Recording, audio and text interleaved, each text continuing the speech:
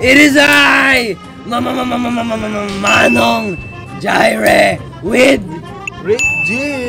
And nagbabalik ngayon sa Alak Tutorials.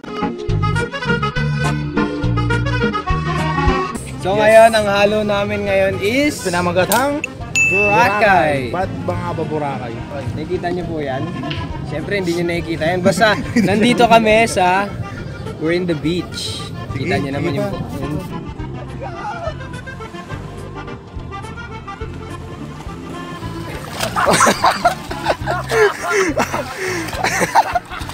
O kaya una natin kakailanganin is syempre kung magsabi.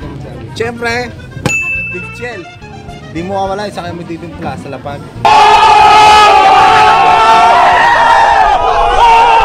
At isa pa, ito pa yung pinaka-importante. Ano ba importante mahalaga? Hindi nyo magagawa to pag wala to. Oh, tama.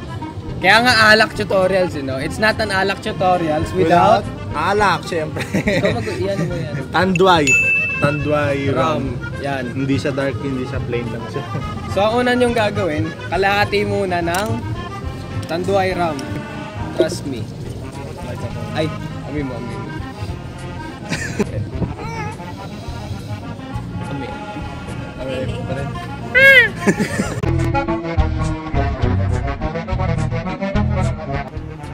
Bobo.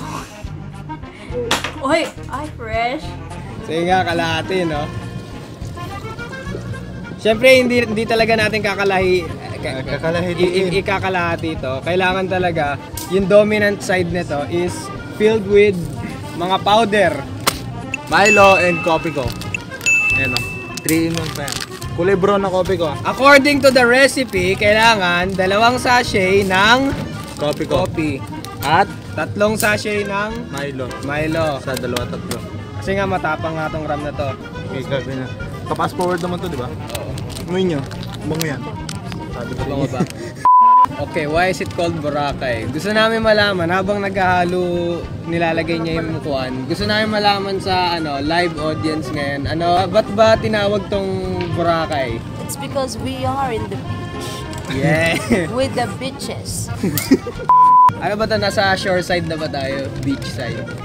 Seaside, shore side, ocean side. Basta yan, hindi nyo makikita. Nasa tabing dagat tayo ngayon. Kita naman tabing dagat eh, oo. Uy, baka pati yan ihalo ah. Sige pa, na mapunta dito. Trivia nga pala. Alam nyo ba guys, ang ram, Rick, ikaw magsabi kaya ng trivia na to. Ang ram is, nabuhay na tong ram na to, Caribbean times pa lang, na may mga pirates pa. Yung mga pirates, nagpapatayan sila para lang dito sa ram. True facts yan. Search nyo na lang sa Google, Wikipedia, whatever. Kasi nampay sa babae. That's got to be the best part I've ever seen. Coffee. Kailangan mahalo yung coffee muna. Amin nyo. Yeah, may nyo.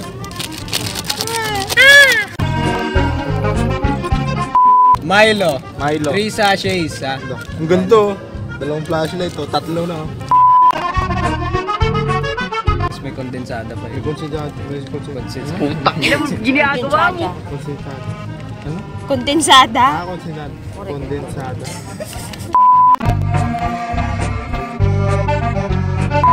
Yan. Kailangan mahalo nyo.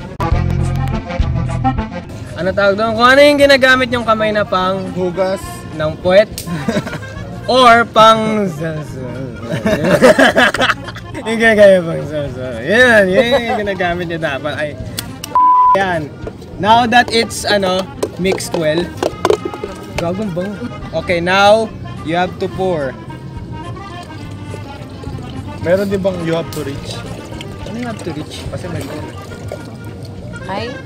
If you're feeling suicidal, you've come to the right place. Because I want to fucking kill myself as well. Fuck you, I hate all of you. Okay, so now, eto. Actually, kinakabahan talaga kami mga unggoy. Hindi namin alam ang lasa nito. Crash course Lahat talaga yan? to. So, ilalagay. Holy shit. 1 can yan, di ba? Oo. Ilang ba ba? Nasaan pa ba?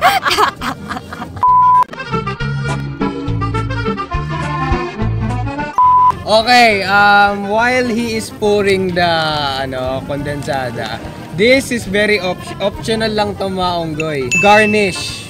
Pang-garnish dito sa Boracay mix na to. Crushed peanuts. Hindi pa to crushed, so ika-crush namin ngayon. Or in other words, durog. Durog na peanuts. Hindi ka bababa. Ba't ka bababayin? Ihalo mo din dyan. Ano? Basta optional lang yun mga Optional lang onggoy. Sinasabi lang namin sa inyo.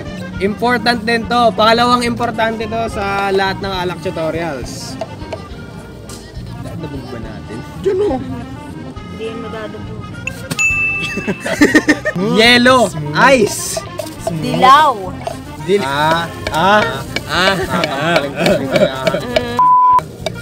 Ang durugin.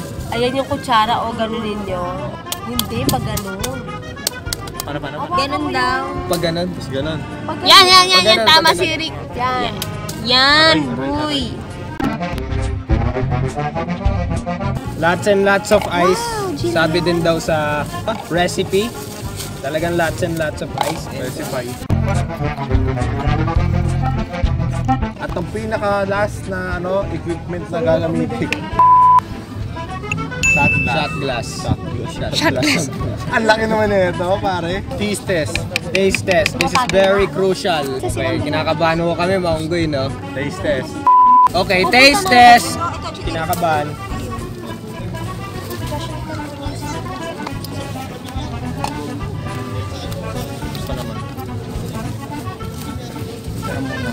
Yo, matamis. Na? Pero yung init ng rum, ramdam nyo. As in, ramdam nyo yung init ng rum. Yung Milo. And, Ay, isa-isa muna natin kung nalalasahan lahat. Una is yung Milo. Nalasahan mo yung Milo?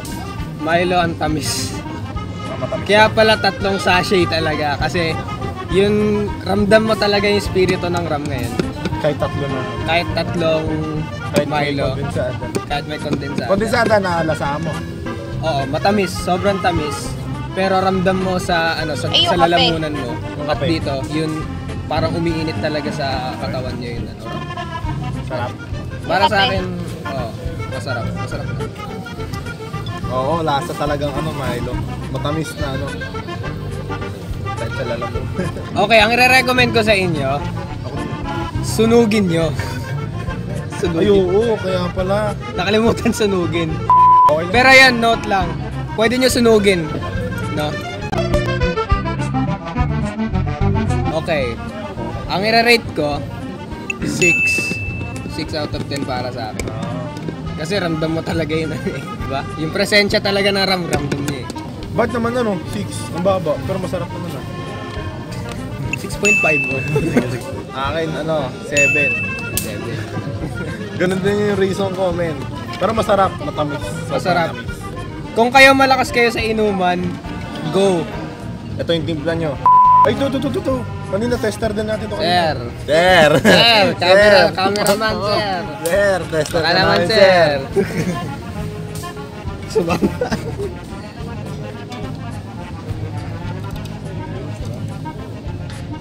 Tinungga. Tinungga. Uy, tikim lang.